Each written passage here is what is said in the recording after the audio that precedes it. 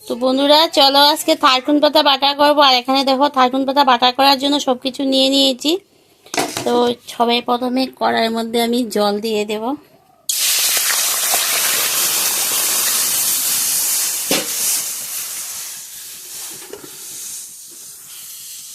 থারকুন পাতাটা ভালো করে কেটে ধুয়ে পরিষ্কার করে নিয়ে এসেছি।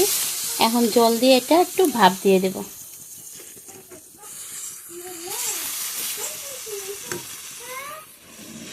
এখানে আছে কাঁচা লঙ্কা, পেঁয়াজ, রসুন সাথে দিয়ে দেব।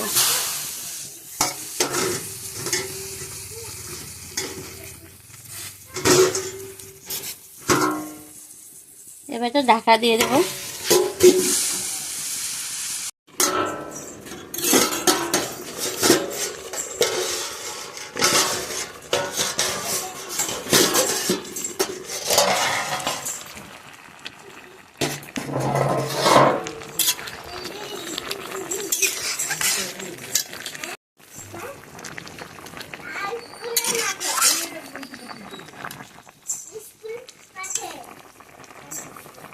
তো এটা আমাদের বাড়িতে হয়েছিল কয়েকটা পাতা দিয়ে করা যায়, সাথে ডাঁটাগুলোও আমি দিয়েছি, ডাঁটাও দেওয়া যায়।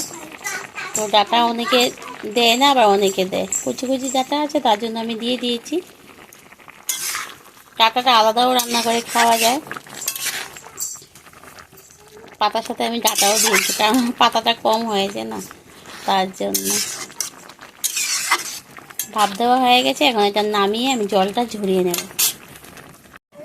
তো দেখো বন্ধুরা, এগুলো সিদ্ধ করে নিয়ে নিয়েছি আর জলটা ভালো করে ঝরিয়ে নিয়েছি। চলো এবার এটা ফোড়ন দিয়ে দিই। কড়াই বসিয়ে দিলাম আর কড়াইয়ের মধ্যে অল্পটুক তেল দিলাম। এটাতে বেশি তেল লাগে না, অল্পটুক তেল দিয়ে। তো এটা অল্পটুক তেল দিয়ে হয়ে যায়। তেলটা গরম হয়ে গেছে, এবার দুটো শুকনো লঙ্কা ফোড়নে দিয়ে দিই। দুটো বলতে চারটা, যাই হোক।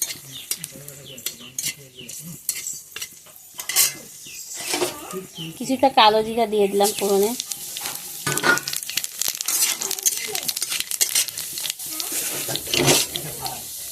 এবার এই পেঁয়াজ, রসুন যা আছে সব দিয়ে দিলাম।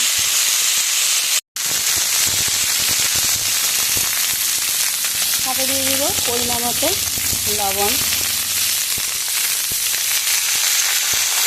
এবার এটা খুব ভালো করে ভেজে নেব।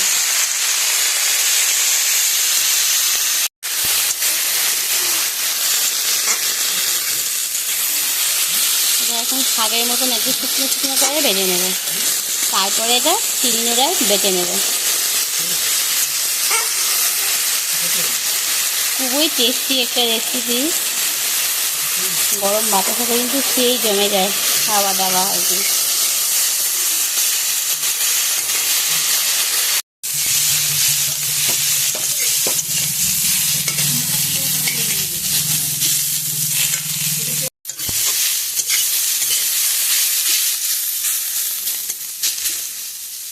ভাজা হয়ে গেছে, এবার এটা চলো বেটে নিয়ে আসি।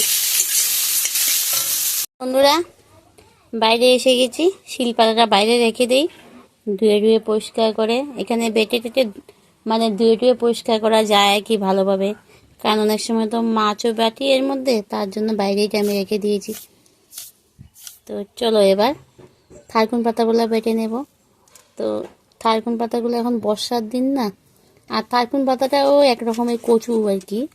তো বর্ষার সময় একটু চুলকাতে পারে, তার জন্য তোমরা একটু লেবুর রস দিয়ে দিতে পারো।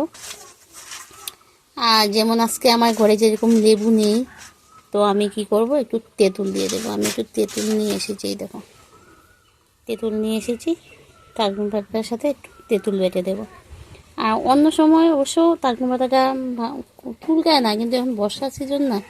আর আমি যেখান থেকে এটা উঠিয়েছিলি সেইখানে একটু এই কয়েকদিন ধরে বৃষ্টি দিয়েছিল, তো বৃষ্টির জলে একটু ভিজে টিজে গিয়েছে, জায়গাটা একটু ভিজা কাদা কাদা ছিল। তো তার জন্য আমি একটু মানে তেঁতুল দিয়ে টক দিয়ে দেবো। টক ছাড়াও হয়, আর অনেকে অ্যালার্জি থাকলে তো কচু বলো আর থারকুন পাতা বলো যাই বলো, অ্যালার্জিতে তো দেখলেই চুলকায়। তো কি আর বলবো। তো যারা খেতে ভালোবাসো, যেমন আমি কচু মুখি লতি খেতে ভালোবাসি, যতই চুলকায় না কেন, যতই যাই হোক না কেন, সেটা খাবোই আর কি। তো কী আর করবো, আমারও আজকে ইচ্ছে হয়েছে খেতে। অনেকদিন থেকে শরীরটাও ভালো না, মুখে রুচি টুচি নেই, তো ভাবছি আজকে একটু বাটা করে ভাত খাবো।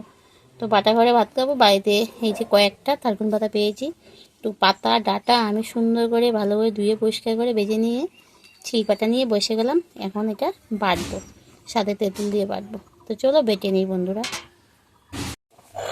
তো এক হাতে হাতে মোবাইল করছি আর এক হাতে হাতে ভিডিও করছি, তোমরা একটু কষ্ট করে বুঝে নিও।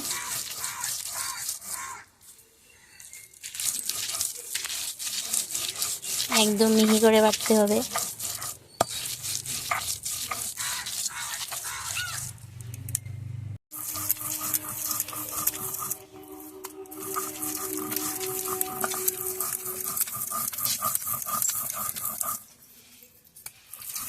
তো বন্ধুরা, এই দেখো বাটাটা কমপ্লিট হয়ে গেছে।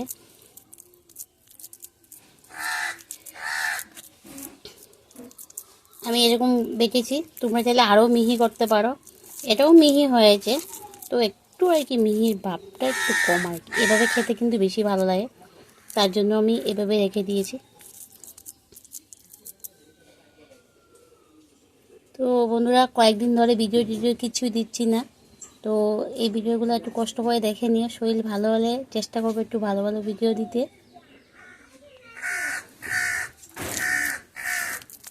যদি ভালো লাগে লাইক করবে, কমেন্ট করবে, শেয়ার করবে। আর যারা এখনও আমার এই চ্যানেলটি সাবস্ক্রাইব করেনি, প্লিজ সাবস্ক্রাইব করে দিও। পাশে থাকা বেল আইকনটা অল করে দিয়ে পরবর্তী যে আমি নতুন ভিডিওগুলো পাবো, সেই ভিডিও নোটিফিকেশন তোমাদের কাছে সঙ্গে সঙ্গে পৌঁছে যাবে। বাটাটা দেখো খুব সুন্দর হয়েছে, এখন গরম ভাতের সাথে একটু খাবো।